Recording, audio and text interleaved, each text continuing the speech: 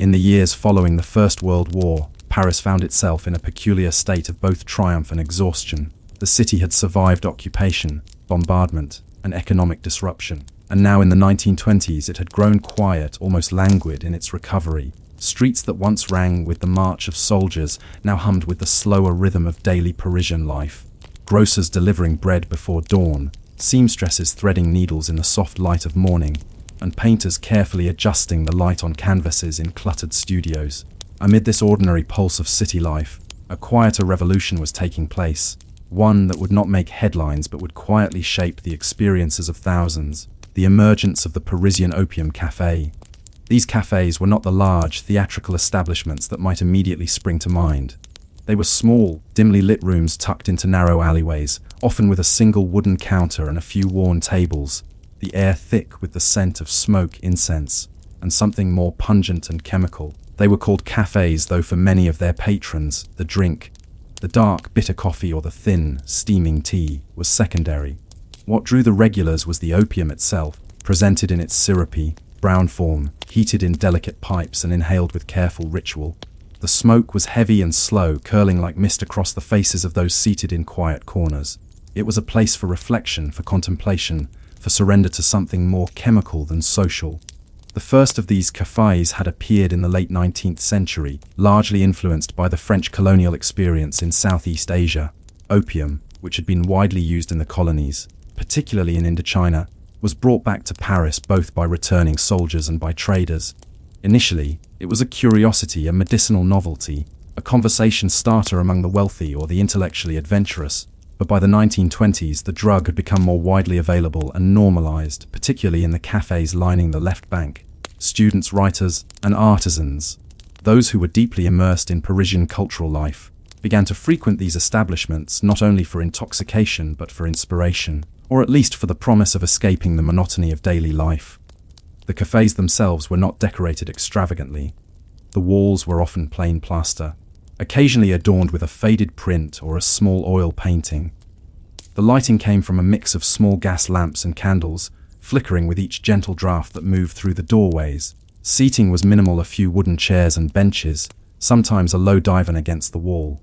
On the counter, jars of opium were lined in neat rows, their labels carefully handwritten. Opium pur, Heroin mélange, and syrup de morphine, a testament to the meticulous cataloguing that the proprietors maintained.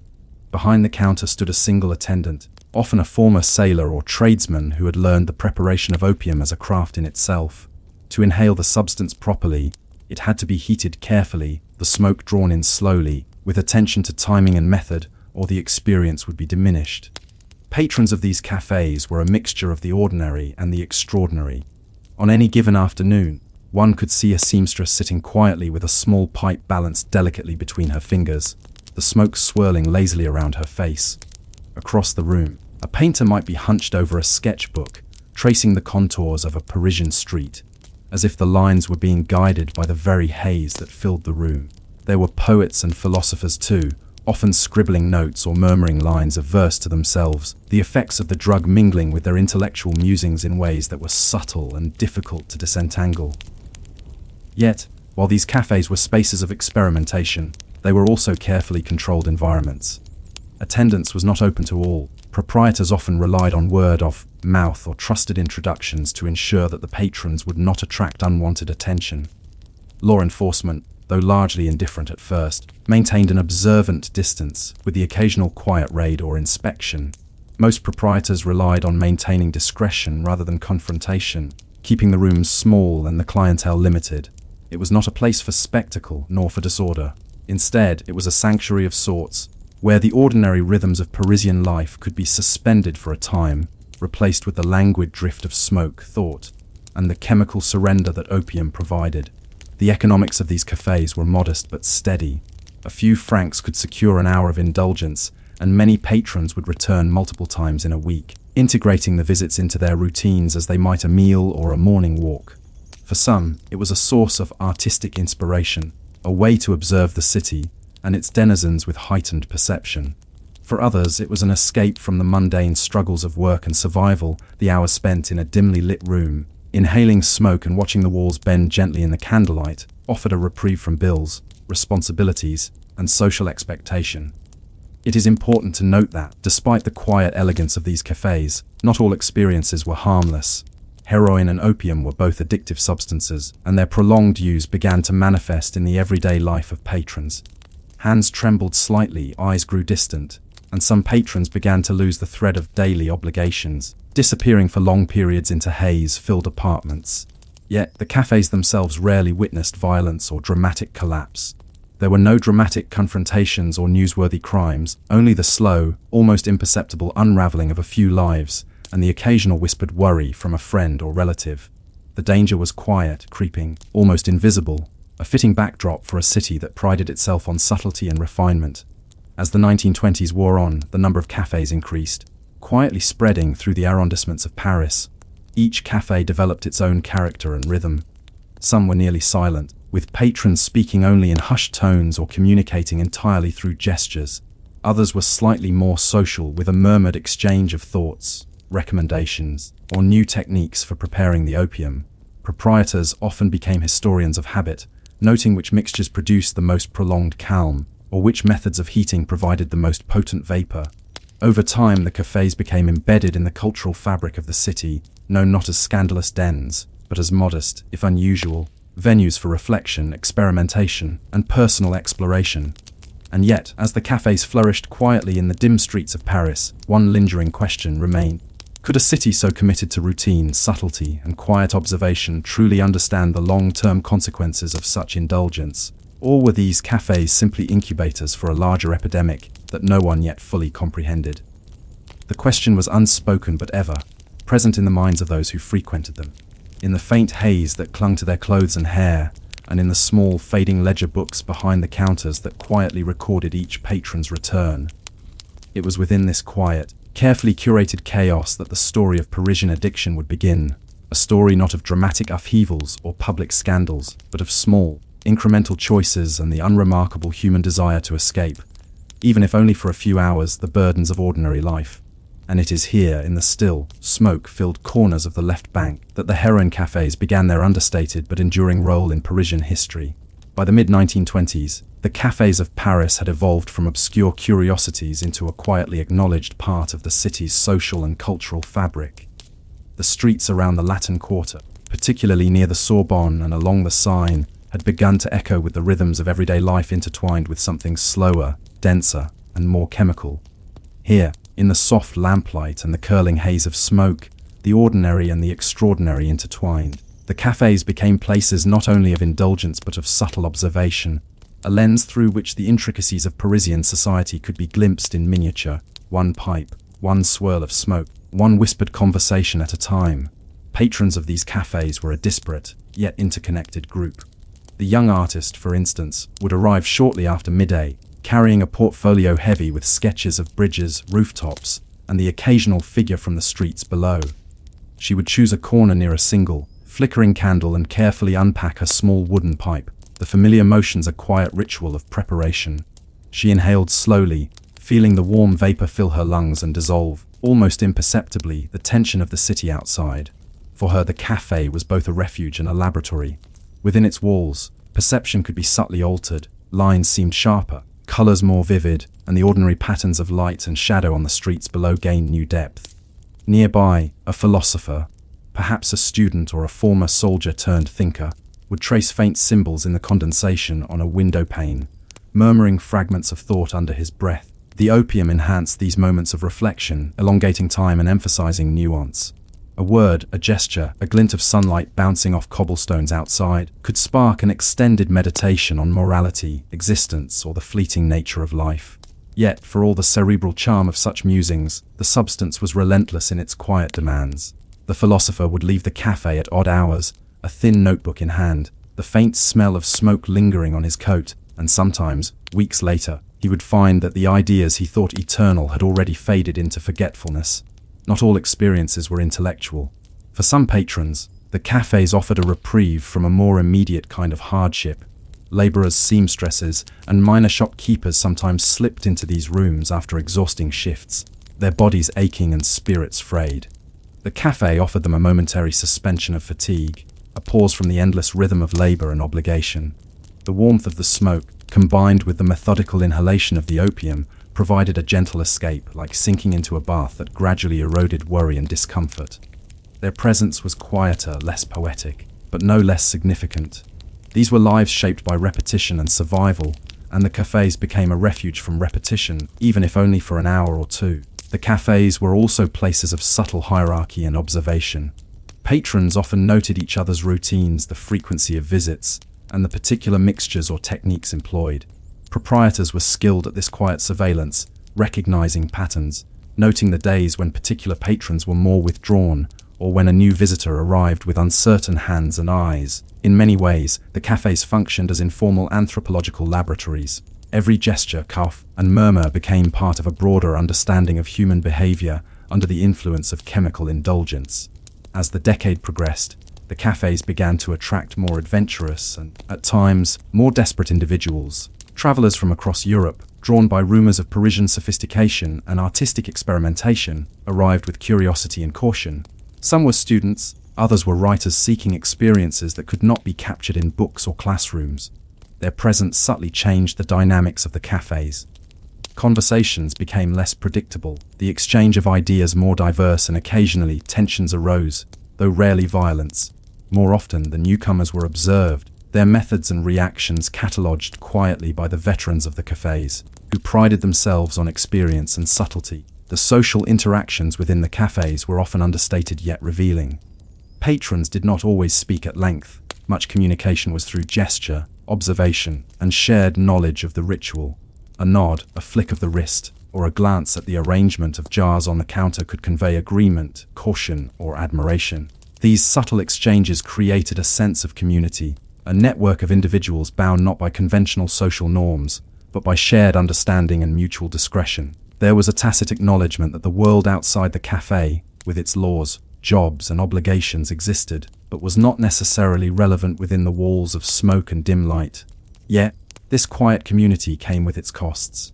The subtle effects of addiction were rarely immediate but grew insidiously.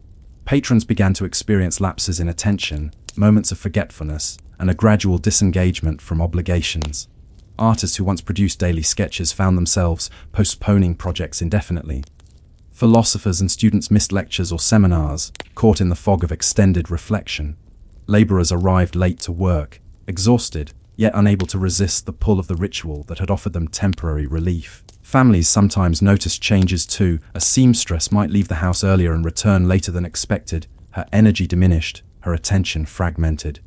Yet, because the cafés themselves were discreet, and the consumption measured in small doses, the deterioration was often invisible to outsiders, unremarkable in the public eye. The proprietors, for their part, were acutely aware of these risks. Many had been former patrons themselves and knew, through observation and experience, the fine line between indulgence and harm. Their role extended beyond mere provision of substances. They became subtle guides and regulators. Patrons were advised on moderation, on techniques for inhalation, and sometimes on when to refrain entirely. There was an almost paternalistic quality to this guidance, a recognition that the cafés were custodians of a delicate equilibrium between pleasure, reflection, and danger. Medical attitudes toward opium and heroin during this period were similarly conflicted. Some physicians regarded occasional use as harmless, even intellectually stimulating, while others were beginning to note the creeping effects of dependence. The cafés occupied an ambiguous position in this landscape, legally tolerated in many instances, socially obscure, yet quietly shaping behaviors that were both personal and collective. This ambiguity created a unique environment, one in which experimentation and observation flourished side by side, and in which the consequences of indulgence unfolded with deliberate subtlety. In the midst of this environment, personal stories multiplied quietly, often lost to history but remarkable in their detail. A poet might begin a sonnet in one café and, weeks later, finish it in another, the narrative shaped by the influence of different proprietors, different mixtures, and different companions. A painter might develop a series of small canvases depicting the streets outside, each slightly altered by days spent inhaling vapor and observing without interference. And laborers, seamstresses, and clerks would continue their lives, subtly influenced by the hours of suspension, carrying traces of the café into the humdrum routines outside. By the late 1920s, these cafés had firmly established themselves as quiet institutions. They were neither glamorous nor infamous, they were modest, understated, and yet profoundly influential in the small-scale shaping of individual experience. The city outside continued its rhythms of commerce, education, and social activity, largely unaware of the slow, pervasive influence that the cafés exerted. And as the decade drew toward its close, subtle questions began to emerge. How would the incremental indulgence, repeated day after day, affect the individuals who frequented these cafés? How would the interplay between curiosity, creativity, and quiet dependency shape not only personal outcomes, but the broader cultural landscape of Paris? Even as the smoke curled in the dim corners of the cafés, these questions remained unresolved, lingering in the minds of patrons, proprietors, and observers alike. It was a quiet tension, almost imperceptible, yet it would ultimately define the unfolding story of addiction in Paris, a story that would continue to develop in ways both subtle and profound. By the early 1930s, the Parisian opium cafés had reached a quiet inflection point. They were no longer merely experimental enclaves for curious students or poets seeking inspiration. They had become enduring institutions that subtly shaped the rhythms of city life and the trajectories of countless ordinary and extraordinary individuals. Yet, this influence was almost entirely invisible from the perspective of the wider public. There were no sweeping scandals, no dramatic raids, no headlines screaming warnings.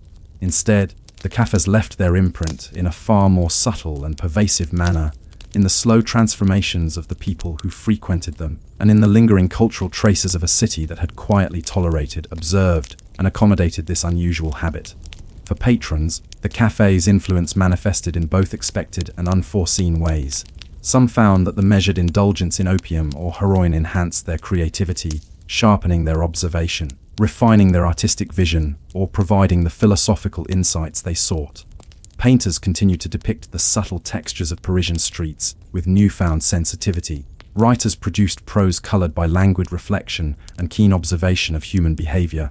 Musicians experimented with rhythm and timbre under the soft fog of chemical influence. For these individuals, the cafés were laboratories of perception, offering a temporary suspension of the ordinary in exchange for heightened awareness of nuance and form.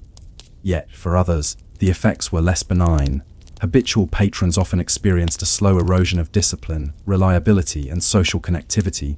Seamstresses might arrive late to their workplaces, laborers sometimes faltered under the weight of accumulated fatigue, and philosophers found that their previously methodical routines became erratic. In many cases, the cafés acted as both sanctuary and trap, a refuge from the burdens of daily life, yet simultaneously a space where the lines between reflection and disengagement blurred. Addiction was not explosive or dramatic here. It was quiet, gradual, and almost imperceptible, making it all the more insidious. Proprietors of the cafés played a complex role in this unfolding narrative. Many had become adept at balancing supply with discretion, observing patrons carefully, and providing subtle guidance to avoid the extremes of dependence.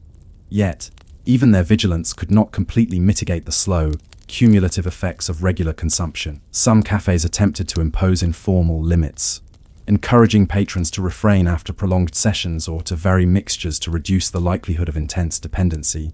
Others, often older proprietors with decades of experience, took a more laissez-faire approach, trusting that habituation would remain within tolerable bounds. In either case, these small decisions shaped the daily experiences of countless individuals in ways that rarely left formal records, but resonated profoundly in the patterns of life in Paris. Law enforcement and medical authorities continued to regard the cafés with cautious tolerance. In the early years, the police were largely indifferent. Their attention focused on overt criminal activity rather than the private rituals of opium use. Physicians occasionally documented signs of dependence or physiological deterioration, but their reports were often confined to professional journals and rarely influenced public policy. There were sporadic inspections, particularly in response to complaints from neighbors or family members, yet these interventions were largely symbolic, creating only temporary disruptions rather than lasting consequences. This tacit acceptance allowed the cafés to continue operating, quietly shaping culture and individual behavior without attracting substantial scrutiny. Culturally, the café's influence extended beyond the immediate circle of patrons. The subtle shifts in perception, thought, and creativity contributed, in small but significant ways, to the broader artistic and intellectual climate of Paris. Artists returning from cafés produced works that bore traces of altered perspective. Writers incorporated the contemplative rhythms of smoke, filled afternoons into their prose, poets captured, in hushed lines, the tension between escape and engagement, indulgence and discipline. Even if the average Parisian remained unaware of these subtleties, the impact rippled outward through exhibitions, publications, and performances, quietly shaping the texture of interwar French culture. Economic and social factors also played a role in sustaining the cafés. The relative affordability of opium and heroin at the time, combined with the modest costs of cafe entry, allowed individuals from a range of social strata to participate. Students, artists, clerks, and laborers could all access these spaces without the prohibitive expense that might restrict such experimentation in other contexts.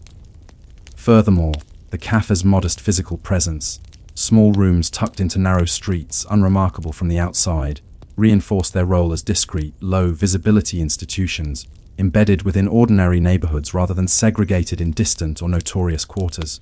Yet, even as the cafes persisted, questions about their long-term effects began to surface more clearly. Subtle physical and psychological dependence, though largely invisible, was increasingly documented by medical practitioners and noted in private journals of patrons. The cafes had created a delicate ecosystem in which human curiosity, creativity, and the desire for escape intersected with chemical manipulation, producing outcomes that were neither fully positive nor catastrophically negative. These were the quiet consequences of indulgence, a slow shaping of perception, behavior, and social habits, often unremarked upon by society, but deeply influential in the lived experiences of those who frequented the rooms. As the decade waned, the Parisian opium cafes faced additional pressures. International attention on drug regulation began to grow, and the French government slowly introduced more restrictive measures regarding opiate availability. However, enforcement was sporadic, and the cafes adapted quietly, shifting methods, adjusting practices, and continuing to provide their services with subtle discretion.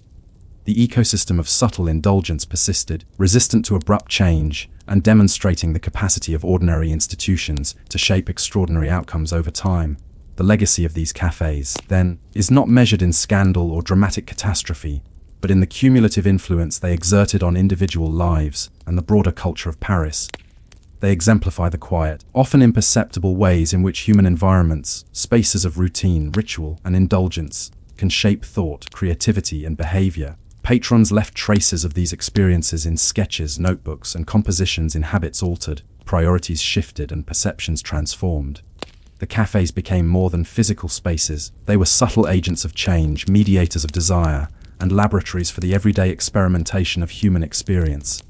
And yet, the story of the Parisian opium cafes also leaves us with lingering questions. How do spaces like these, seemingly innocuous and quietly tolerated, accumulate influence over time? What lessons might be drawn from the interplay of curiosity, dependence, and culture that characterized the cafes of the 1920s?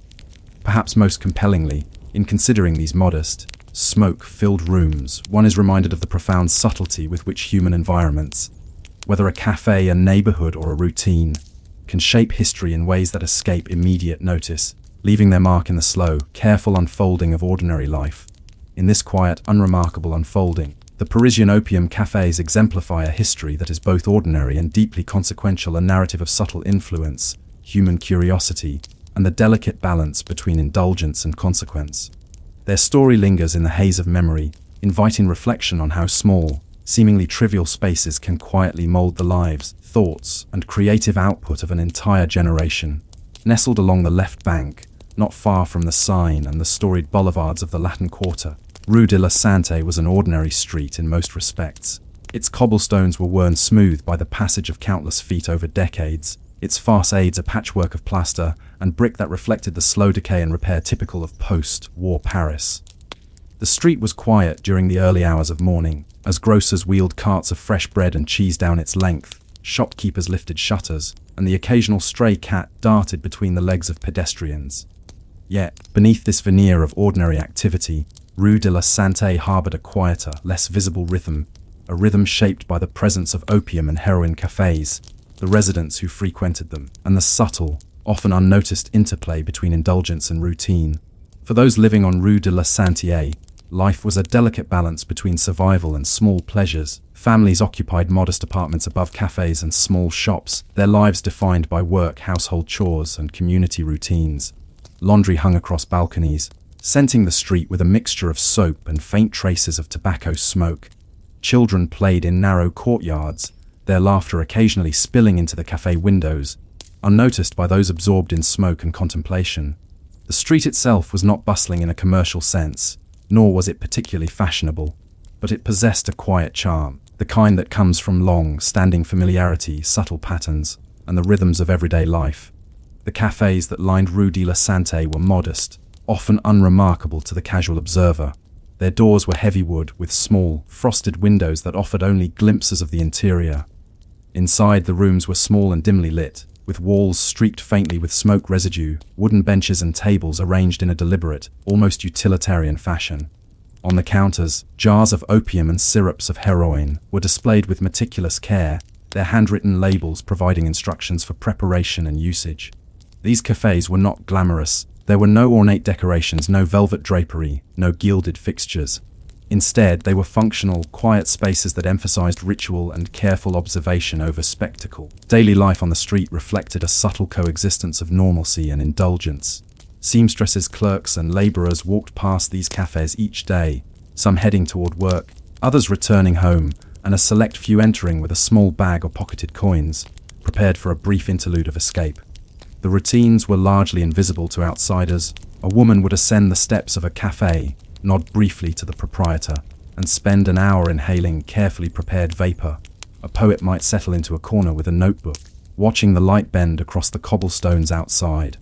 These moments were private, quietly embedded within the broader tapestry of street life, and rarely attracted attention beyond the immediate participants.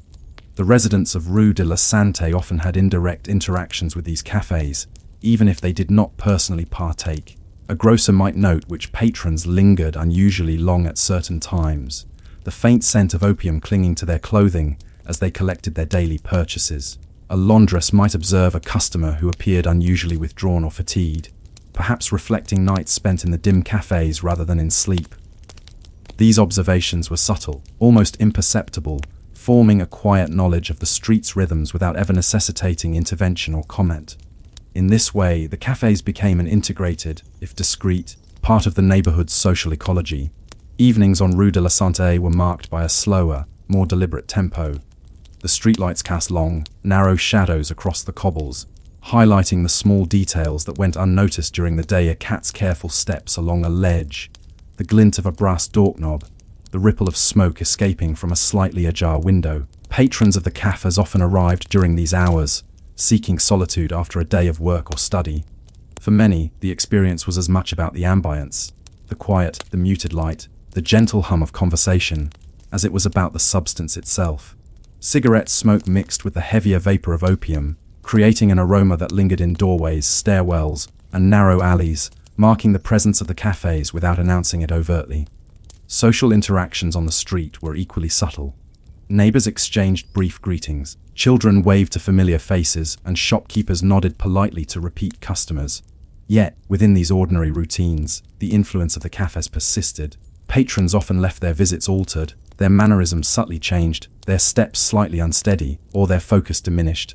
Some walked directly home, disappearing into apartments where family members might quietly notice a shift in energy or attention. Others paused at nearby benches or street corners, allowing the effects of the substance to linger a little longer before returning to ordinary life. These behaviors were generally accepted, rarely questioned, and became part of the tacit social contract that governed the neighborhood. The cafes also contributed to the microeconomics of the street. While they were modest in scale, they generated steady patronage, provided employment for proprietors and attendants, and fostered small networks of supply for opium and heroin. Transactions were simple and discreet, relying on cash and personal trust rather than formal contracts or records. The flow of goods, patrons, and information created an invisible circulation that influenced the rhythm of Rue de la Santé, shaping daily routines, social hierarchies, and even the patterns of leisure. In this sense, the cafes were not merely spaces of indulgence. They were active, though quiet, participants in the economic and social life of the neighborhood. Yet, despite this integration, the cafes also carried risks that were subtle but significant. Habitual use led to gradual dependence, altered perception, and occasional social withdrawal. Residents occasionally noticed these changes, but they were typically subtle and diffuse, manifesting as a missed errand, delayed correspondence, or a faintly altered demeanor. Medical practitioners documented some of these effects, but the observations were scattered and often private, leaving much of the long-term impact unquantified. The street, in this way, became both a refuge and a laboratory, where the ordinary rhythms of Parisian life intersected with a quietly developing culture of chemical indulgence. Perhaps the most remarkable aspect of Rue de la Santé was the manner in which this extraordinary undercurrent coexisted with mundane life. The street remained a place of daily routines, markets, schools, laundries, and workshops, yet threaded through it was the persistent presence of the cafés, their patrons, and the subtle transformations induced by prolonged opium and heroin use. Ordinary life continued, interwoven with moments of altered perception, the two existing simultaneously without dramatic friction. The result was a delicate balance, a quietly observed coexistence that would characterize the street throughout the decade. And yet, even in this seemingly stable environment, questions lingered. How did the repeated use of opium and heroin, often measured and discreet, affect the fabric of daily life on Rue de la Santé over time? Could a street, seemingly ordinary and routine, gradually be reshaped by subtle patterns of indulgence and withdrawal? And in observing these quiet rhythms, what could be learned about the interplay between human curiosity, habit, and the ordinary structures of society? These questions, unspoken yet persistent, hovered over the street, much like the faint haze of smoke that often lingered above the café doors. They hinted at the stories yet to unfold of lives shaped quietly by habit, environment, and the slow unfolding consequences of repeated indulgence. And it is along these cobbled streets, in the ordinary details of routine and the subtle influence of chemical escape, that the next chapter of Parisian life quietly emerged. As the 1920s progressed, Rue de la Santé became a microcosm of Parisian life intertwined with the subtle currents of addiction. The street itself remained unremarkable to the casual observer, narrow, lined with modest shops and apartments, cobblestones polished smooth by generations of foot traffic. Yet beneath this veneer of ordinariness, lives were quietly influenced by the rituals of the cafés, the habits of patrons, and the invisible rhythms of dependence and indulgence. In many ways, the street became a laboratory of human behavior, where ordinary routines intersected with chemical experimentation, and where the consequences were gradual, almost imperceptible, yet persistent. Residents on Rue de la Santé had adapted to this duality of life. Take, for instance, Madame Renard, a seamstress who lived in a small apartment above one of the cafés. Her daily routine was painstakingly ordinary. She would rise at dawn to prepare breakfast for her children, fold freshly laundered linens, and sew garments for nearby clients. Yet, on certain afternoons, she would slip down the narrow staircase and enter the café below, inhaling a carefully measured dose of opium. The effects were subtle but noticeable. Her mind softened. The sharp edges of her day dulled just enough to provide relief. She returned to her sewing with a gentler pace, her movements slower, more deliberate, and occasionally, she found herself sketching abstract patterns on scraps of fabric, patterns she had never noticed before. For Madame Renard, the café was both a sanctuary and a tool, a way to navigate the tension between labor, household obligations, and her own internal sense of fatigue. Across the street, a young clerk named Lucien balanced the demands of work with his curiosity about the city's quieter indulgences. He had discovered the cafés initially through casual observation. An open door, the faint curl of smoke, the muted conversation of a small group of regulars. He began visiting in the late afternoon, after finishing his duties at a bookkeeping office. For Lucien, the cafés offered a rare opportunity for reflection. The hours spent inhaling opium allowed him to imagine life beyond the confines of ledgers, balances, and endless paperwork. Yet these sessions also produced a subtle dependence. He sometimes lingered longer than intended, or found himself preoccupied with the patterns of smoke and the muted dialogue around him. Rather than preparing for the evening meal or returning to his small apartment, artists, poets, and philosophers continued to gravitate toward Rue de la Santé, drawn by the quiet environment and the concentration of cafés. They were not there merely for intoxication. They sought a lens through which to view the ordinary with heightened perception. A painter might spend an entire afternoon observing the way sunlight struck a chimney across the street, the vapor from a nearby café blurring the edges into dreamlike softness. A poet could listen to the faint rhythms of footsteps, murmured greetings, and the shuffle of chairs, translating these observations into verse that reflected both the street's ordinariness and the subtle distortions imposed by chemical influence. The cafés in these instances, acted as amplifiers of perception, extending attention to otherwise unnoticed details and offering a slow, deliberate engagement with the environment. Yet, while some experiences were creative or contemplative, others revealed the more insidious side of routine indulgence. Repeated exposure to opium and heroin slowly altered patterns of behavior, subtly shifting priorities and reducing focus on practical concerns. Madame Renard sometimes forgot small errands or delayed household tasks. Lucien occasionally missed early work obligations, distracted by lingering thought or exhaustion. These were not dramatic failures, they were minor, almost invisible changes, but collectively, they demonstrated how even small doses of indulgence could alter daily life.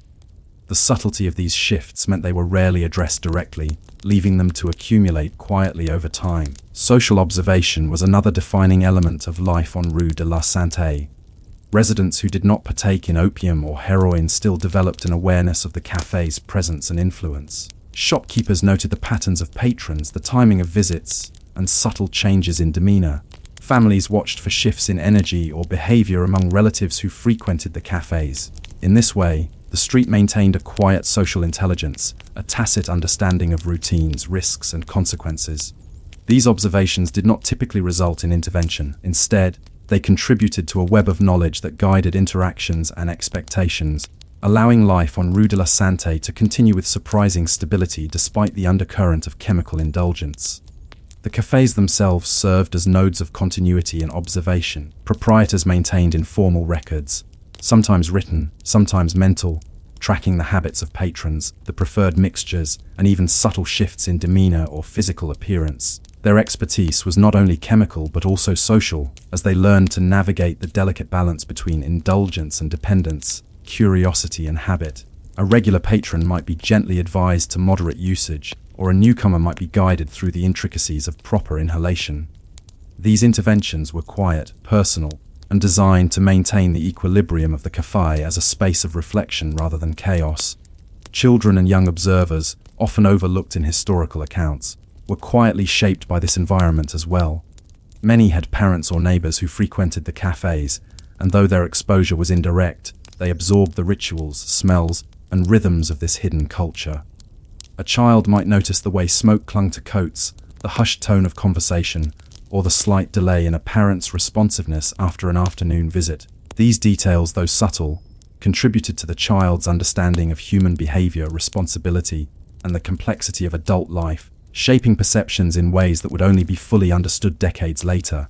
Economically, the cafés contributed to a small but persistent local ecosystem.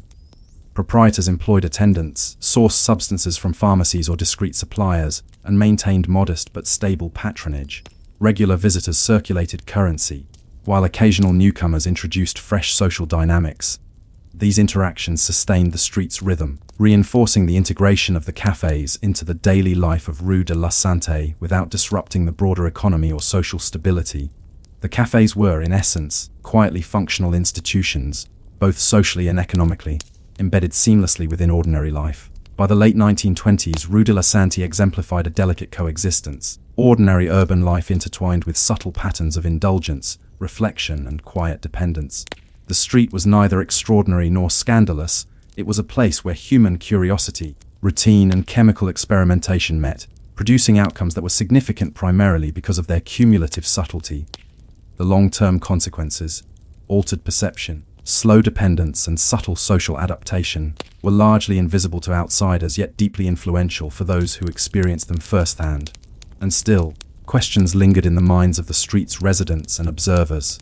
How would these small, repeated indulgences shape future generations? Could a neighborhood so ordinary, so quietly routine, be gradually transformed by the cumulative effects of habit and experimentation? And in the quiet observation of daily life, what lessons might be drawn about the interplay between human curiosity, social routine, and the subtle influence of chemical substances? These questions remained unresolved, hovering like a faint haze over the cobblestones, doorways, and stairwells of Rue de la Santé.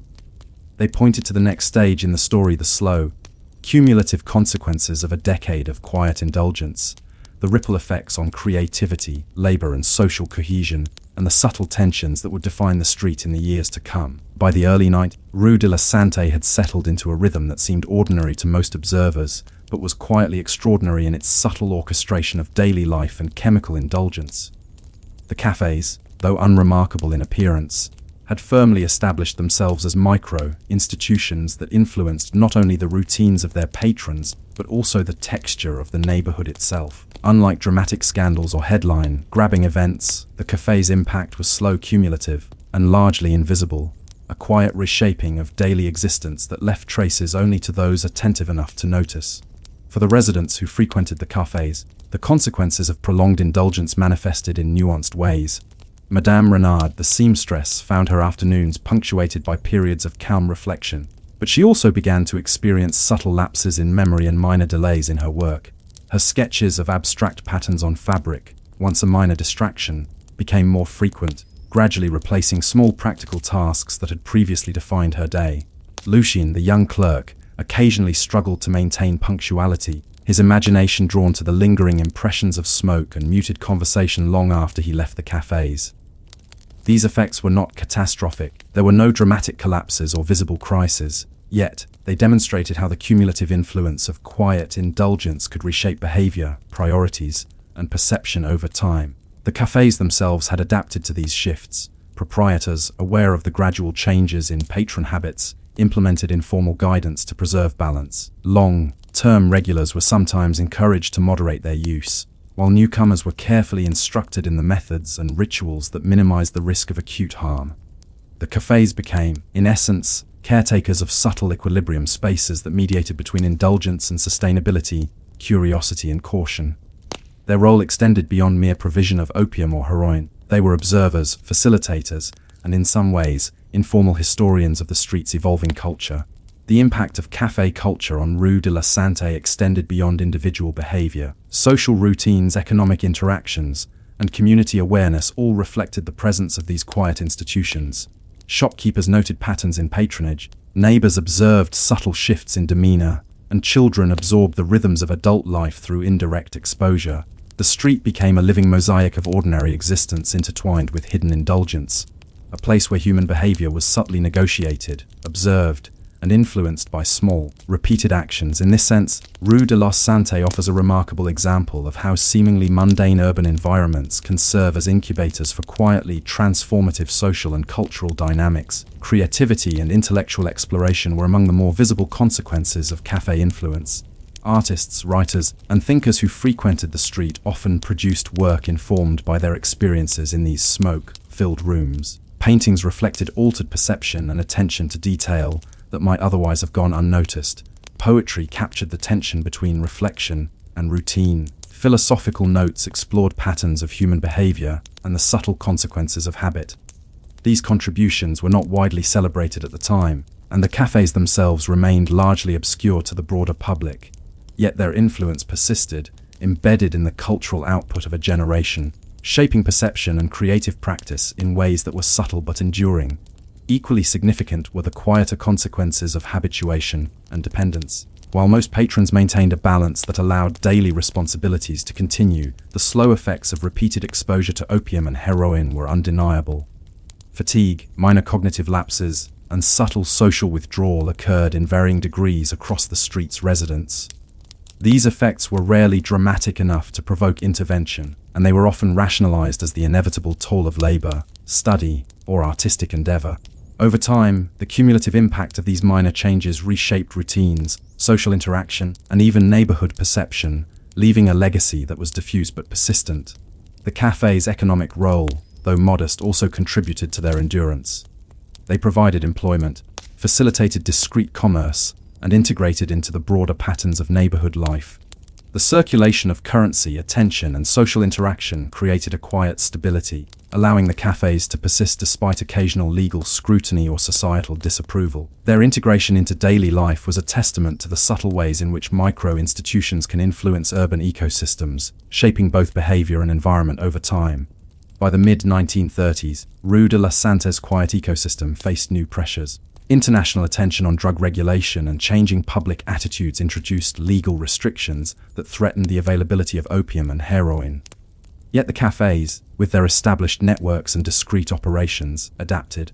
Patron habits shifted subtly, new mixtures and methods emerged, and the street continued to function as a space where ordinary life and chemical experimentation coexisted. The resilience of these institutions highlights the interplay between human curiosity, adaptability, and the subtle inertia of habitual behavior. Reflecting on Rue de la Santé, one observes a form of history that is easily overlooked: the slow, quiet shaping of daily life through repeated small actions, discreet indulgence, and subtle social negotiation. The street's narrative is not one of dramatic events or public scandal, but of cumulative influence, human adaptation, and the delicate balance between ordinary routine and the extraordinary pressures of chemical habit. It reminds us that history often unfolds in ways that escape immediate notice, leaving traces in behavior, creativity, and the rhythms of everyday existence rather than in monumental events or sensational headlines. And yet, even in hindsight, questions remain unresolved. How did the quiet indulgences and small lapses observed on Rue de la Santé influence broader social and cultural developments in Paris? What does the street teach us about the subtle ways in which habit, curiosity, and environment interact to shape human behavior over time? Perhaps most importantly, it invites reflection on how ordinary spaces, streets, cafés, and neighborhoods can become silent architects of experience, mediating between curiosity, desire, and the delicate mechanisms of daily life. In the end, Rue de la Santé stands as a testament to the profound influence of subtlety in history. Its story is not dramatic, sensational, or widely recorded. It is quiet, cumulative, and deeply human. Through its residents, its cafés, and the slow unfolding of daily life, we glimpse the ordinary mechanisms by which history is lived, experienced, and quietly shaped, reminding us that even the most mundane streets can carry extraordinary narratives waiting to be observed. In 1920s Paris, the boundaries between medicine, recreation, and experimentation were often indistinct. The city, still recovering from the immense trauma of the First World War, had developed an unusual tolerance for behaviors that might otherwise have attracted scrutiny. Amid this atmosphere, a subset of medical professionals, physicians, pharmacists, and hospital attendants, played a quietly pivotal role in shaping the culture of heroin use. These were the doctors who prescribed escape, the ones who navigated the fine line between treatment, experimentation, and indulgence, often with only the faintest awareness of the long-term consequences of their actions.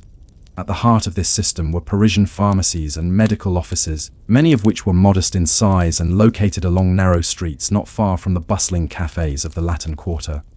Shelves were lined with vials of chemical compounds, bottles of tinctures, and small jars of opium and its derivatives.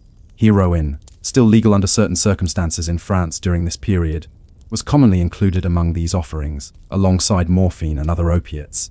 Doctors prescribed it for pain, for fatigue, for insomnia, and sometimes, quietly, for the vague and ill-defined malaise of city life itself. The rationale behind these prescriptions was often rooted in both necessity and curiosity. Parisian physicians were acutely aware of the physical and psychological toll of urban living. Laborers returned from long days of work exhausted. Students grappled with rigorous study schedules. Artists experienced prolonged periods of strain and creative stagnation. For many doctors, prescribing opium or heroin offered a pragmatic solution, a temporary relief that allowed patients to continue with the demands of daily life. In some cases, the prescriptions were strictly therapeutic. In others, they were almost experimental, allowing physicians to observe subtle effects on mood, cognition, and creativity. One notable figure of the era, though largely forgotten today, was Dr. Henry Duval, who operated a small practice near the Sorbonne. His waiting room was modest, furnished with a few wooden chairs, a small writing desk, and a simple cabinet containing medicinal vials. Patients came to him for complaints ranging from chronic pain to anxiety, and in many cases he provided small doses of heroin or morphine syrups. What set Dr. Duval apart was his meticulous attention to detail. He recorded patient responses with precision, noting sleep patterns, appetite changes, and subtle shifts in demeanor. For him, the prescription of opiates was as much an observational exercise as it was a therapeutic intervention, a careful calibration of human physiology and the chemical properties of the substances he administered. Other physicians approached the situation differently. Some were more permissive, providing prescriptions with little oversight, often motivated by a desire to satisfy patients or to accommodate the social curiosity surrounding the drug. These doctors were aware of the allure of opiates, the quiet fascination that the substances inspired among the city's youth, artists, and intellectuals. For many patients, Obtaining a prescription was not merely a medical necessity, but also a socially sanctioned entry into the larger culture of experimentation and indulgence that Paris quietly nurtured. Pharmacists, too, played an essential role. They were not passive dispensers, they were intermediaries, educators, and at times regulators of the subtle ecosystem of opiate use. Behind the counters, they carefully measured doses, instructed patients on methods of administration, and occasionally provided advice on moderation.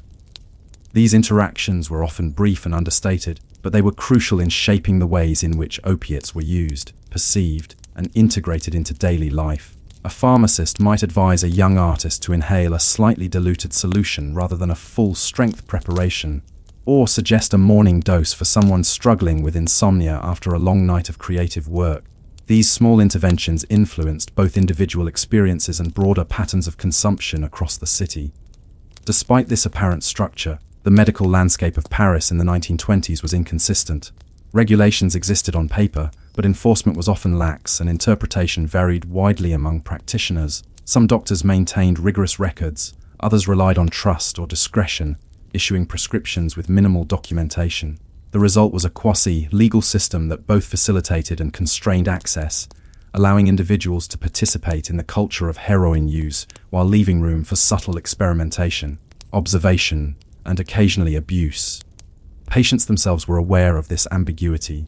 Many sought prescriptions not only for documented ailments, but also for the promise of altered perception, creativity, or relaxation. They navigated the system carefully, often cultivating relationships with sympathetic doctors who understood the delicate balance between medical practice and social curiosity. These relationships were largely discreet, built on mutual recognition of both the potential benefits and risks of opiate use. In a city that valued subtlety and observation, the negotiation of prescriptions was itself a ritual, a quiet exchange that reinforced the delicate equilibrium of experimentation, moderation, and indulgence. Medical institutions beyond private practices also participated, though more quietly. Hospitals and clinics maintained wards where patients could receive opiates for post-surgical recovery, chronic pain, or psychiatric distress.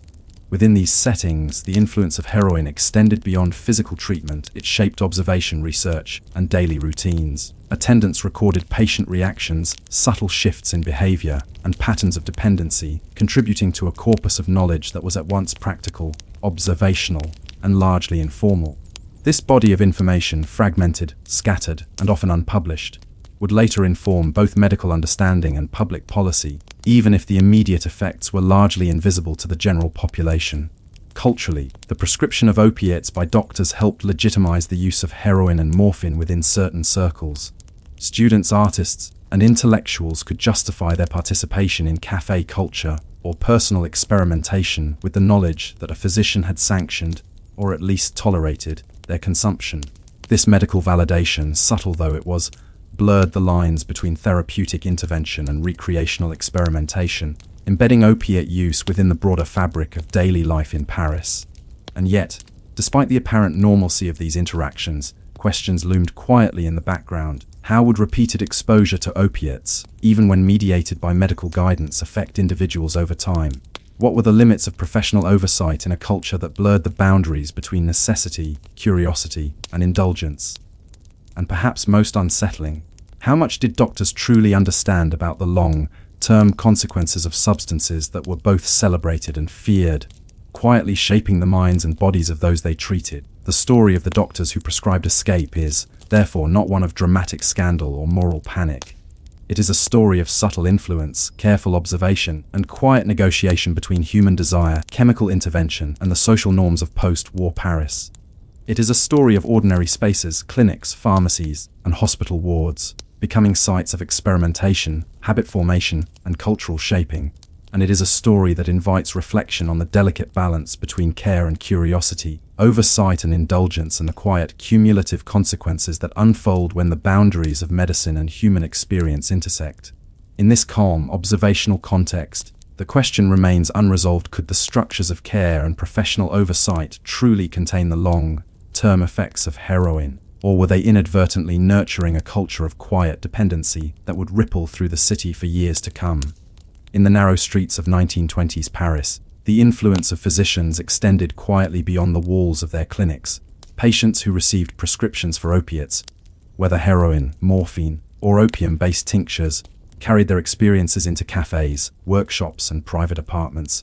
These substances, sanctioned under medical authority, offered relief and experimentation, but also introduced patterns of dependence that unfolded slowly, almost imperceptibly, in the rhythms of daily life. The consequences were neither immediate nor spectacular, but cumulative, shaping perception, creativity, and social routines over months and years. Take, for example, E. Mile, a young philosophy student at the Sorbonne. His interactions with Dr. Duval began with a simple complaint: insomnia and persistent anxiety exacerbated by long nights of study and reflection. Duval prescribed a small dose of heroin syrup before bedtime, carefully noting in Miles' sleep patterns and daytime alertness. At first, the results were subtle and almost entirely beneficial. Miles slept more soundly, awoke with a clearer mind, and approached his philosophical work with renewed energy. Yet, as the weeks passed, he found himself increasingly reliant on the syrup not only to sleep but to concentrate during study sessions. The prescription, initially therapeutic, gradually became a tool for enhancing intellectual performance, blurring the line between treatment and habitual reliance. Other patients followed similar patterns. Margaret, a seamstress who spent long hours over her needlework, found that opium tincture prescribed for chronic joint pain also brought a temporary sense of detachment from fatigue. The first doses allowed her to continue her work with steadier hands and fewer aches. Over time, however, she began to anticipate the relief, integrating doses into her daily schedule as a subtle form of ritual. The substance became both a facilitator of labor and a companion, softening the edges of physical strain while gently reshaping her daily rhythms. The cafés on Rue de la Santé and surrounding neighborhoods became natural extensions of this system. Patients often carried their prescriptions into these spaces, combining medical guidance with social observation, curiosity, and experimentation. A writer might arrive with a small bottle of heroin, inhaling while seated near the cafe window, observing street life and sketching impressions in a notebook. A clerk might use opium to ease exhaustion after a long day, then quietly discuss ideas with friends or fellow patrons. In these instances, the line between prescribed use and personal experimentation blurred, producing outcomes that were simultaneously mundane, significant, and difficult to quantify. Physicians, for their part, were not oblivious to these patterns. Many maintained informal notes on the frequency of visits, observed subtle changes in behavior, and occasionally counseled patients on moderation. Yet the scale and subtlety of habitual use often exceeded direct observation. A student or artist could move seamlessly between clinic, cafe, and private space, integrating doses into the quiet rhythms of life. In this way, the medical system inadvertently facilitated the creation of a culture in which opiate use was both normalized and discreetly embedded in ordinary routines. The social and psychological effects were equally nuanced. For some, prescribed opiates offered a reprieve from the pressures of study, work, or artistic creation.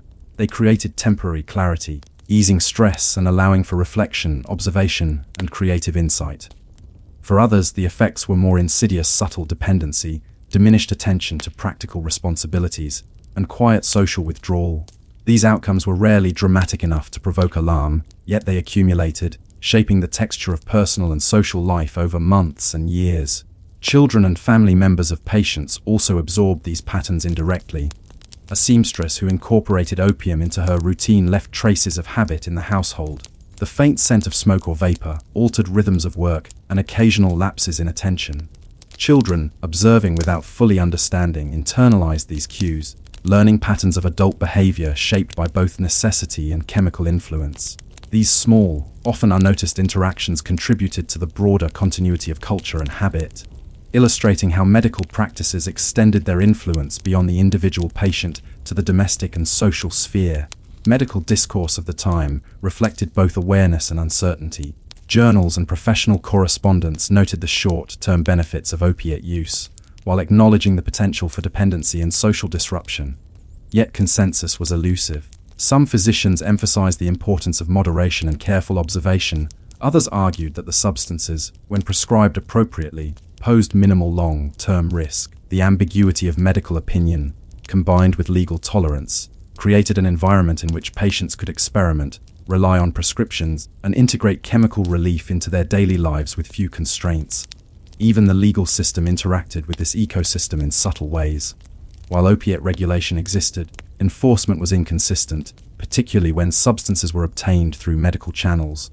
Doctors retained discretion over prescriptions, pharmacies facilitated distribution, and patients could navigate this network with relative ease. The result was a quasi-structured environment in which use was both sanctioned and subtly experimental, producing outcomes that were largely invisible but cumulatively significant. Across Paris, the cumulative impact of prescribed opiate use shaped broader patterns of behavior, culture, and perception. Intellectual circles, cafés, and private studios absorbed the effects of chemically mediated thought and observation. Laborers, clerks, and artisans experienced altered productivity and routines, while families and communities adapted quietly to the subtle rhythms imposed by habitual consumption. These influences were diffuse, often unrecorded, yet profoundly consequential in shaping the texture of everyday life during the 1920s. And still, unresolved questions persisted. Could the network of medical oversight truly prevent the slow slide from therapeutic use to dependency? How did the combination of formal prescription, café culture, and individual curiosity shape the broader social patterns of the city? And perhaps most importantly, what does this interplay between medicine and habit reveal about the ways ordinary human lives are subtly guided by institutional, chemical, and social forces? In this quiet intersection of treatment and experimentation, Parisian life unfolded delicately, shaped by small doses, subtle routines, and the constant negotiation between control and indulgence. Patients, physicians, and pharmacists alike participated in a system that was at once ordinary, experimental, and profoundly influential. A system whose consequences, both visible and hidden, would continue to ripple through the city's social and cultural fabric in the years to come. By the mid-1930s, the quiet ecosystem of medicalized opiate use in Paris had begun to reveal its long-term consequences. Patients who had relied on heroin, morphine, or opium for sleep, relief, or reflection now carried subtle patterns of dependence into everyday life. These effects were rarely dramatic or immediate, but cumulative and persistent, gradually influencing behavior, social interaction, and cultural production. The city itself, its cafés, streets, and apartments, was shaped almost imperceptibly by the cumulative presence of chemically mediated routines. Individuals who had begun their journeys under medical guidance often found that the boundaries between therapeutic use and habitual reliance blurred over time. Emile, the philosophy student, continued to use heroin not only to sleep but to focus during study sessions, eventually integrating doses into long afternoons of contemplation and writing. The clarity he initially gained became intertwined with dependence, producing subtle shifts in his daily rhythms and social engagement. Similarly, Marguerite, the seamstress, incorporated opium into her work, finding that it facilitated labor but also altered her perception of time, attention, and fatigue. These patterns were not catastrophic, but they accumulated quietly, reshaping ordinary routines with barely noticeable precision. Cafes and social spaces amplified these effects. Patients carried their prescriptions into communal environments, where shared use created a network of observation, imitation, and subtle reinforcement. Writers, artists, and intellectuals observed and sometimes participated in these rituals, integrating chemically mediated perception into creative processes. The cafes became more than meeting places. They were extensions of the medical system itself, functioning as social laboratories in which human behavior, cognition, and habit intersected. Medical practitioners, for their part, remained observers and moderators. Physicians who had prescribed opiates carefully monitored patients, intervening only when patterns of use became disruptive or harmful. Pharmacists advised on moderation, offered subtle guidance, and maintained discretion in distributing substances. Yet, despite vigilance, the cumulative effects of regular use were difficult to control. Dependency, subtle social withdrawal, and shifts in perception were often invisible in the short term, but their long-term consequences rippled across social networks, influencing family life, work routines, and creative output.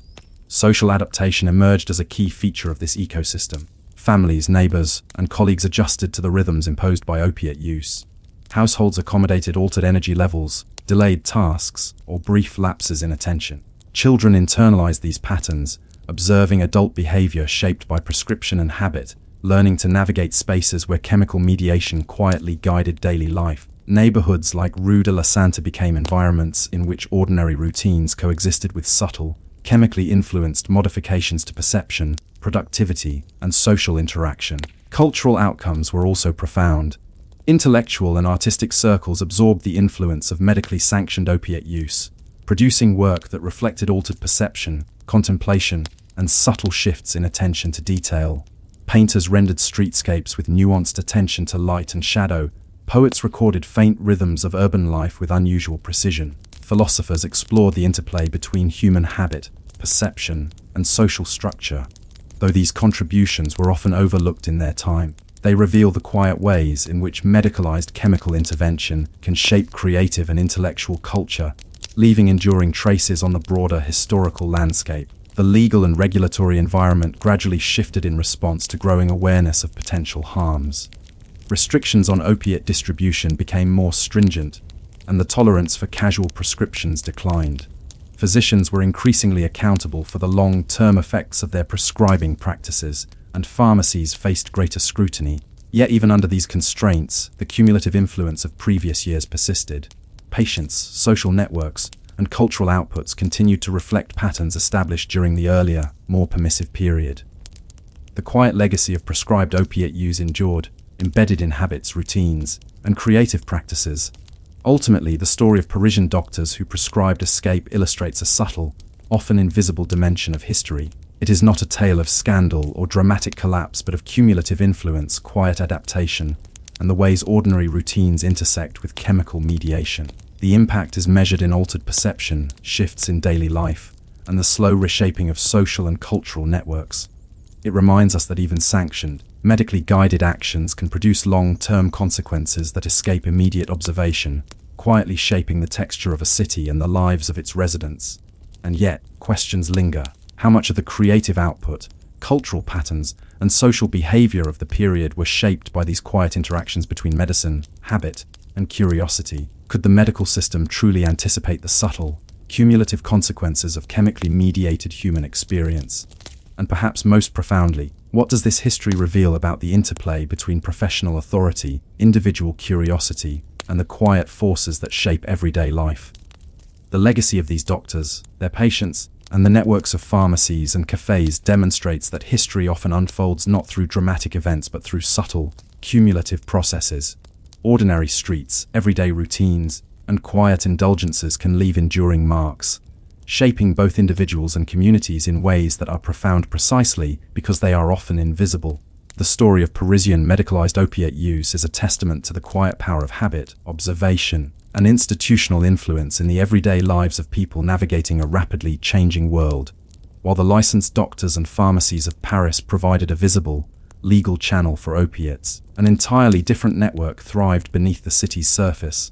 These were the underground pharmacies, small, discreet operations that supplied heroin, opium, and morphine outside formal medical oversight. Hidden in narrow alleys behind unmarked doors or above unassuming shops, these clandestine establishments formed a subtle, shadowy counterpart to the legal medical system, catering to artists, intellectuals, laborers, and curious students alike. The operators of these underground pharmacies were a mix of former pharmacists, apothecaries, and entrepreneurs who had recognized both the demand for and the opportunity presented by substances that remained legal but socially regulated. Many possessed extensive knowledge of chemistry, dosage, and preparation, honed through formal training or years of informal experimentation. Yet unlike legitimate pharmacies, they often operated without official oversight, relying on discretion, personal networks, and the tacit consent of local authorities to remain unnoticed.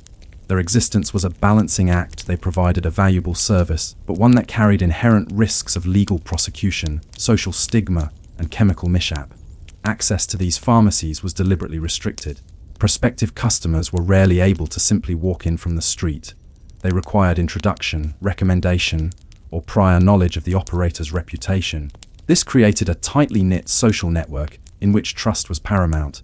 A young artist might only gain entry after being vouched for by a known patron, while a laborer might be discreetly directed through word of mouth to an establishment several blocks away from the main thoroughfares. The very effort required to reach these pharmacies contributed to their mystique, embedding them into the cultural landscape as hidden yet essential nodes of Parisian life. Inside, the atmosphere differed markedly from that of legitimate pharmacies. Shelves were often sparse but meticulously organized, with carefully labeled vials, powders, and tinctures. Operators maintained detailed, though often private, records of clients' dosages and substances, balancing precision with discretion. The air frequently carried a faint aroma of opium or heroin, mingling with tobacco smoke from a discreet pipe or cigarette. While the establishments were not lavish, their owners cultivated an environment of calm professionalism, subdued lighting, attention to detail, and an air of careful observation contributed to a sense of controlled, measured indulgence. The clientele of these underground pharmacies was remarkably diverse. Artists, writers, and poets sought chemical stimulation for creativity or altered perception. Clerks and laborers purchased small doses to mitigate fatigue, pain, or anxiety. Intellectuals and students frequented these spaces for quiet reflection, philosophical exploration, or as a form of sanctioned experimentation in perception. Unlike the legal medical channel, which was often focused on symptom relief, the underground pharmacies catered to curiosity, aesthetic exploration, and subtle psychological modification. Operators often provided guidance and instruction, drawing on their chemical knowledge to ensure safety while facilitating exploration. Instructions might include methods for inhalation, mixing with neutral syrups, or preparing small doses for extended use. The emphasis was on moderation, discretion, and careful observation, reflecting both the risk of overuse and the social norms of subtlety that govern the Parisian underworld. A single misstep, a miscalculated dose, an inattentive moment, or exposure to the wrong client could disrupt the careful equilibrium, making the operators cautious, meticulous, and highly observant. Despite their underground status, these pharmacies were rarely sites of dramatic conflict or criminal spectacle. Law enforcement, preoccupied with overt crime, theft, and political unrest, generally tolerated their existence, provided that operations remained discreet and did not provoke public attention. In some cases, police officers were even quietly aware of these establishments, observing them from a distance and allowing the tacit system to operate, recognizing that minor indulgences posed less social threat than overt crime. The result was a fragile equilibrium, in which legality, discretion, and social acceptance coexisted in a delicate balance. The economics of underground pharmacies were subtle but effective. Prices were often higher than those of legal channels, reflecting both risk and exclusivity. Repeat patrons were sometimes extended trust-based credit, while newcomers were observed carefully to ensure reliability. These establishments created a micro-economy in which knowledge, trust, and social connection were as valuable as currency. The circulation of substances, instructions, and advice reinforced networks of dependency, observation, and cultural transmission that extended well beyond the pharmacy walls. Culturally, the underground pharmacies reinforced and expanded the influence of opiates on Parisian life. Patrons who frequented these establishments carried their experiences into cafés, studios, and social gatherings, subtly shaping conversations, creative output, and social dynamics. The pharmacies acted as incubators of experimentation, providing not only substances but also a space for reflection, observation, and discreet social exchange. They contributed to the quiet normalization of opiate use within certain circles, embedding chemical experience into the daily rhythms of urban life without overt spectacle or scandal. And yet, even in this carefully controlled world, uncertainties persisted. The cumulative effects of repeated opiate use, dependency, social withdrawal, altered perception, remained largely invisible until observed over months or years. Operators could guide, advise, and moderate, but they could not fully predict the long-term consequences for each individual patron. The system was built on trust, discretion, and subtle social norms, leaving room for both quiet flourishing and unseen harm. Thus, the underground pharmacies of Paris in the 1920s existed as a hidden architecture of human behavior, creativity, and habit. They were neither glamorous nor notorious, but they played a critical role in shaping the social, cultural, and psychological landscape of the city. Their influence was measured not in headlines or scandal, but in the quiet, cumulative shifts in perception, routine, and social interaction that they facilitated. And as one considers these shadowed spaces, questions remain: how did such discrete networks shape the broader culture of Paris? Could their influence on perception, creativity, and habit be measured, or did it persist only in subtle, unrecorded ways? And ultimately, what does the coexistence of legality, discretion, and curiosity reveal about the delicate social balances that allowed such spaces to thrive? The underground pharmacies of Paris were quiet, meticulously maintained spaces, yet it was the patrons who brought these spaces to life.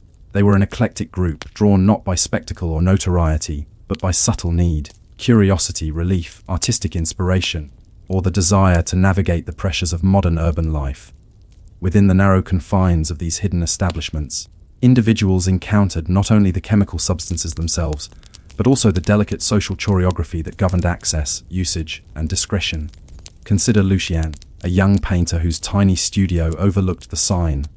Her engagement with an underground pharmacy began with a friend's recommendation, a whispered note of trust. Lucienne sought a mild opium tincture, hoping to ease the persistent anxiety that came with long hours of solitary work and financial uncertainty. Her first visit was cautious. She stepped through a nondescript doorway into a dimly lit room, where the pharmacist greeted her with a calm, practiced neutrality. Instructions were given, precise dosages, careful preparation, the importance of pacing, and Lucienne left with her vial, carrying both a substance and a ritual into her daily life. Over time, she integrated the tincture into her creative process, noting subtle changes in perception, focus, and inspiration. Emile, a philosophy student who had already navigated medicalized prescriptions, explored the underground network for slightly stronger doses or rarer formulations. Unlike formal clinics, these pharmacies catered to his curiosity, offering small quantities of concentrated heroin or opium blends that were unavailable through legal channels. For him, the network functioned as both a supplement to medical guidance and an extension of intellectual experimentation. In the quiet corners of a café or in his modest apartment, he observed the nuanced effects of each new preparation, noting how concentration, memory, and philosophical reflection shifted in subtle ways. The risks of patronage were omnipresent but understated. Unlike formal medical prescriptions, which carried clear oversight and dosage instructions, the underground network required self-discipline. A slight miscalculation could lead to excessive sedation, acute nausea, or moments of disorientation. Patrons relied heavily on the careful instruction of operators, yet even the most meticulous guidance could not fully account for individual physiology, emotional state, or concurrent stresses. Subtle dependency often emerged over months rather than days, appearing first as mild anticipation of a dose, then as habitual integration into daily routines. Social navigation was equally important. Underground pharmacies functioned on trust, discretion, and personal networks. A newcomer's credibility could determine access, while established patrons benefited from relationships cultivated over time. Word-of-mouth recommendations were currency, and breaches of discretion could result in exclusion or legal scrutiny. Patrons learned to read subtle cues from operators, fellow customers, and even the city itself. The timing of visits, the presence of curious neighbors, and the quiet vigilance of local authorities. This delicate choreography transformed each visit into a socially mediated act, where etiquette, observation, and adherence to norms were as important as the substance itself. Economically, the relationship between patron and pharmacy was nuanced. Prices reflected both risk and exclusivity, but repeat patrons often enjoyed informal credit or advice tailored to personal routines. Small vials and syrups were purchased in quantities calibrated to minimize risk while sustaining habitual use. This micro-economy created an ecosystem in which information, trust, and chemical substances circulated with subtle efficiency. Each transaction was more than an exchange of goods.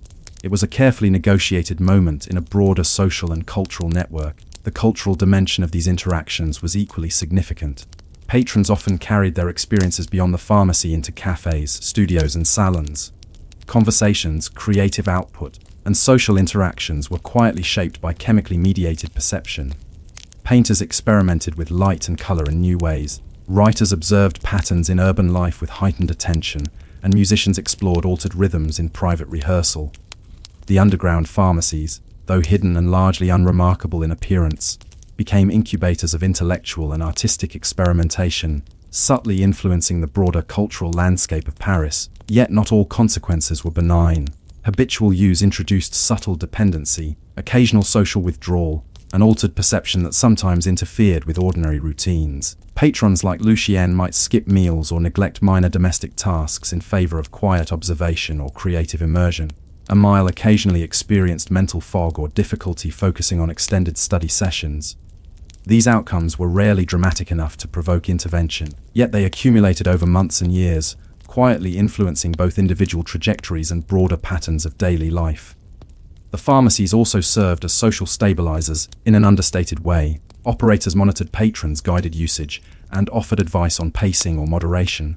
They became intermediaries between curiosity, habit, and social norms, creating a controlled environment where experimentation could occur without public disruption.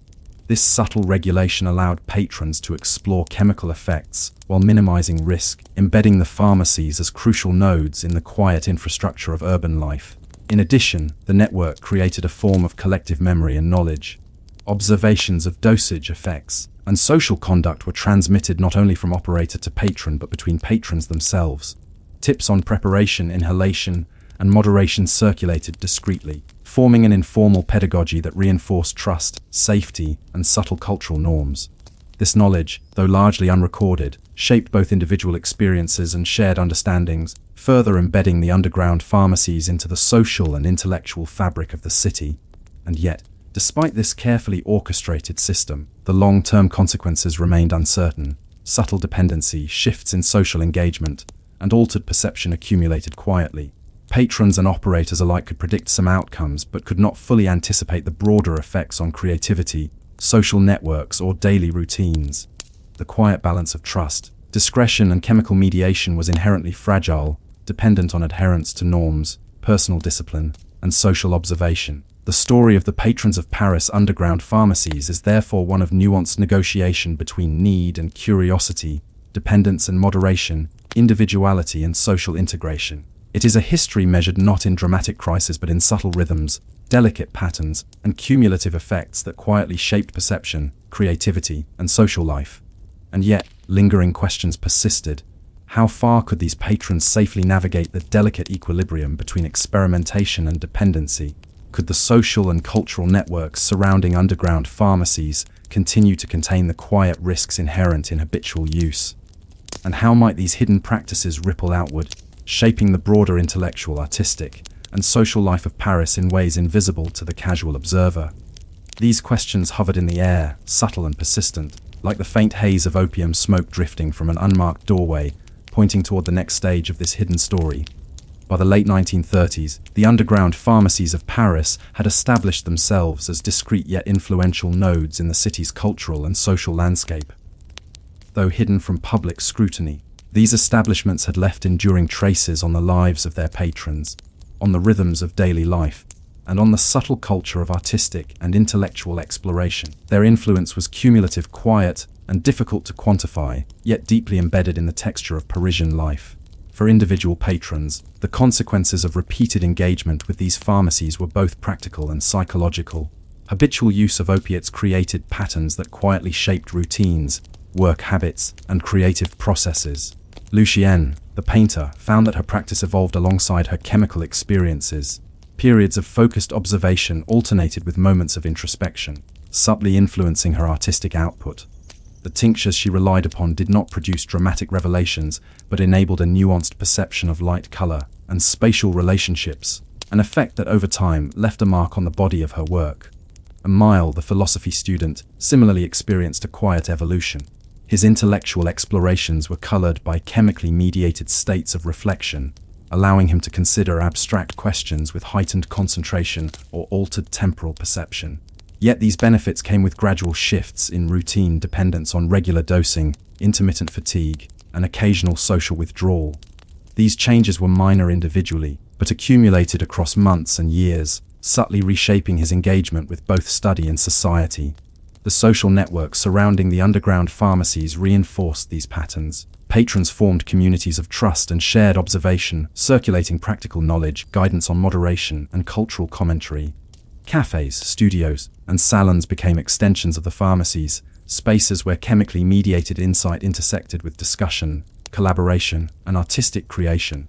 This integration created a delicate ecosystem in which the effects of the substances were amplified, transmitted, and embedded in collective routines without overt disruption or public scandal. Despite the largely hidden nature of these networks, their influence extended beyond individuals and immediate social circles. Patterns of creative output, philosophical discourse, and intellectual engagement were quietly shaped by the cumulative experience of chemically mediated perception.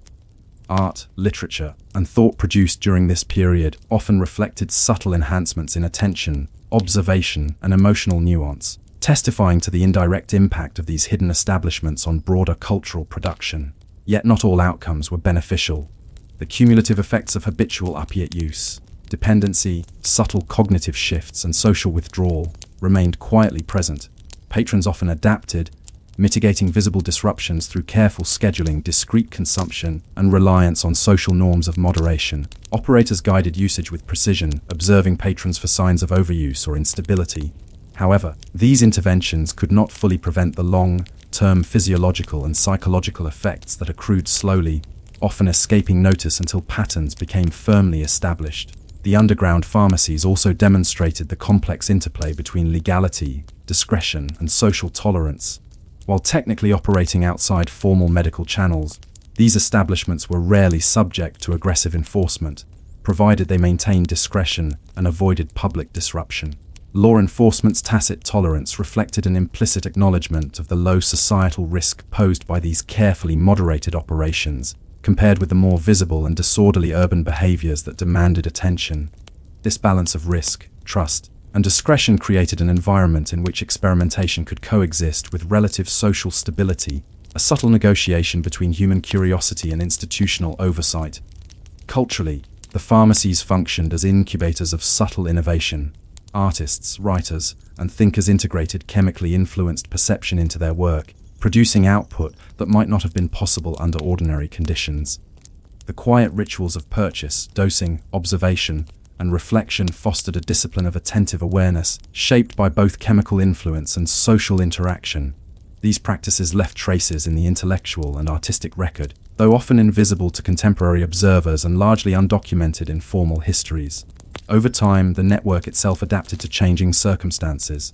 Increasing regulation, societal scrutiny, and evolving legal frameworks required operators to refine methods of discretion and control.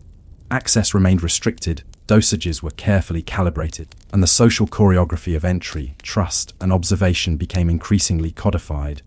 Even under these pressures, the underlying patterns of habit, creativity, and subtle social influence persisted, demonstrating the resilience and adaptability of these hidden systems. In reflection, the underground pharmacies of Paris exemplify a form of history that is quiet, cumulative, and deeply human. Their significance lies not in dramatic events or sensational scandals, but in the subtle shaping of perception, routine, and social life. They illustrate how ordinary individuals navigate curiosity, habit, and institutional constraint, and how hidden networks can leave enduring marks on culture, creativity, and collective experience. And yet, questions remain. How did these discrete interactions shape the broader cultural and social patterns of Paris? What lessons can be drawn about the interplay between legality, social tolerance, and personal experimentation? And ultimately, how does the quiet influence of hidden networks illuminate the mechanisms by which ordinary life can be subtly transformed over time? The story of Paris underground pharmacies is, in the end, a story of subtlety and persistence. It is a reminder that history often unfolds not in grand gestures or dramatic crises, but in the quiet accumulation of small actions, carefully observed routines, and hidden networks that guide human behavior and shape cultural life in ways that are profound precisely because they are largely invisible. In the 1920s, Montparnasse was a district that thrived on quiet intensity. The streets themselves, lined with modest cafés, narrow ateliers, and small bookshops, bore witness to the slow, methodical rhythms of artistic and intellectual life. Within these spaces, a unique culture emerged, one where conversation, observation, and subtle chemical experimentation intertwined. The cafés of Montparnasse became laboratories of perception, spaces where writers, painters, philosophers, and musicians explored both human experience and the possibilities offered by chemically mediated awareness. Unlike the grand salons of earlier centuries, these cafés were understated, their significance visible only to those who frequented them. Wooden tables bore the marks of countless ink stains, cigarette burns, and the occasional ring from a coffee cup. Chairs were simple and worn, yet arranged with deliberate openness to facilitate conversation and observation. Walls were decorated sparsely, often with sketches, posters, or photographs that hinted at the occupant's interests without overwhelming the space. The atmosphere was calm, contemplative, and slightly detached, a sanctuary for reflection, discussion, and, for some, the quiet consumption of opiates. Patrons were as diverse as the city itself. Writers and poets arrived seeking mental clarity, inspiration, or subtle shifts in perception. Painters and sculptors sought moments of visual insight, drawing on chemically induced focus to notice nuances in light, shadow, and form. Philosophers engaged in prolonged dialogues, weaving arguments and observations while occasionally sipping a coffee or inhaling a measured dose of opium. Musicians, too, were present, experimenting with rhythm and tone, often inspired by the quiet hum of conversation around them. This eclectic mix of individuals formed a network of observation, influence, and subtle collaboration, each participant contributing to a shared culture of reflection and experimentation. The integration of opiates into this culture was neither overt nor sensational. Substances were consumed discreetly, a tincture diluted in coffee, a small inhalation from a pipe, or a tiny capsule taken with a sip of water. The purpose was not overt intoxication but subtle modulation, an enhancement of perception, focus, or mood that allowed patrons to navigate the mental and emotional landscapes of their work. The cafés provided both the physical space and the social sanction for these practices, creating an environment in which chemically mediated creativity could coexist with discussion, observation, and intellectual engagement. Operators of underground pharmacies often maintained discreet connections with Montparnasse cafés, supplying patrons with precisely measured doses while offering guidance on moderation and timing. The relationship was reciprocal. The cafés provided a stable environment for observation and social integration, while operators relied on patrons to report effects, provide feedback, and maintain careful discretion. This quiet ecosystem functioned without overt enforcement, relying instead on shared norms, trust, and subtle negotiation between social actors. Daily rhythms were structured around these spaces. A painter might spend the morning preparing canvases, the afternoon at a cafe sketching street scenes, and the evening in private reflection, interspersing doses as required to maintain focus or stimulate creative thought. A philosopher might convene with fellow thinkers to debate the nature of human perception, pausing periodically for a measured inhalation or sip of tincture to sustain engagement over hours of dialogue. These routines, though ordinary in appearance, were underpinned by carefully observed patterns of consumption, social interaction, and intellectual labor. The cafés also functioned as informal archives of experience. Conversations, sketches, and written notes were exchanged, discussed, and subtly documented over time. Observers could track shifts in creative style, philosophical argumentation, or musical experimentation, noting the ways in which chemically mediated perception influenced outcomes. These spaces became repositories of human thought in progress, places where ordinary daily habits intersected with extraordinary intellectual and artistic exploration. Yet not all outcomes were uniformly positive. Habitual use of opiates sometimes produced subtle social withdrawal, periods of fatigue, or lapses in practical responsibility. Patrons developed personal strategies to manage these effects, including precise scheduling, moderation, and reliance on supportive social networks. Despite careful regulation, the possibility of dependency remained, quietly shaping patterns of attendance, participation, and social interaction. The café's cultural influence extended beyond immediate patrons. Ideas, techniques, and insights generated in Montparnasse spread through correspondence, exhibition, publication, and informal word-of-mouth networks. Even individuals who did not partake in chemically mediated exploration were affected indirectly, absorbing subtle shifts in creative expression, argumentation, and perception that originated in the quiet, smoke-filled corners of these cafés. The influence was cumulative, diffuse, and largely invisible yet profoundly consequential. And as these networks developed, questions remained. How did the integration of chemically mediated perception into daily routines shape the broader intellectual and artistic culture of Paris? Could patrons maintain a balance between creative enhancement and personal well-being, or would subtle dependency eventually erode the structures of work and social engagement? And perhaps most quietly troubling, to what extent did these cafés, hidden and understated though they were, cultivate patterns of thought, creativity, and social interaction that might ripple through history without leaving an obvious record?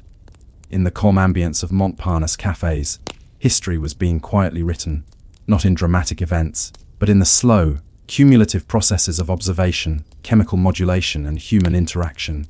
Here, in these modest spaces, ordinary life and extraordinary thought intertwined, leaving traces that would subtly shape culture, perception, and creativity for years to come. For the patrons of Montparnasse cafés, daily life unfolded at the intersection of ordinary routine and subtle experimentation. Writers, painters, musicians, and philosophers navigated their work with quiet discipline, often punctuated by the measured consumption of opiates. These substances, whether opium tincture, heroin syrup, or prepared inhalants, were tools of perception rather than instruments of excess. They enabled focus, modulated fatigue, and provided mental space for reflection, creating a rhythm of life that was simultaneously mundane and extraordinary. Take Henry, a young poet whose small apartment overlooked the boulevard Montparnasse. His mornings were occupied by correspondence, revisions, and the meticulous crafting of verse. By mid-afternoon, he he would move to his favorite cafe, carrying a small vial of opium tincture hidden in the lining of his coat. There he would sip coffee and carefully ingest a modest dose, observing the street below and the patrons around him. The effect was subtle. Thoughts deepened, patterns emerged, and the ordinary became perceptibly more textured. Henry recorded these impressions in his notebook, capturing the faint rhythms of human behavior and urban life with a precision unattainable during ordinary consciousness. Elodie, a painter, had a similar routine. Mornings in her studio were dedicated to technical practice, studying anatomy, brushwork, and perspective. By afternoon, she visited a cafe to sketch scenes from the street. Occasional inhalation of opium smoke allowed her to perceive slight variations in light and movement that would otherwise go unnoticed. Her sketches were unremarkable in composition but extraordinary in subtle observation. The curve of a passerby's posture, the faint glimmer of sunlight on a window, or the nuanced interplay of shadow across cobblestones.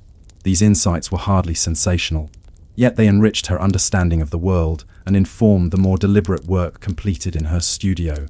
Musicians and performers similarly relied on these subtle enhancements. A violinist might practice long hours with minor doses, heightening sensitivity to pitch, tempo, and emotional nuance. Jazz musicians experimenting in quiet salons occasionally inhaled small quantities of opium before rehearsals, allowing their improvisation to flow with faintly altered perception. These changes were rarely dramatic. They were enhancements of attention and subtle shifts in cognition, quietly shaping both technical execution and artistic expression.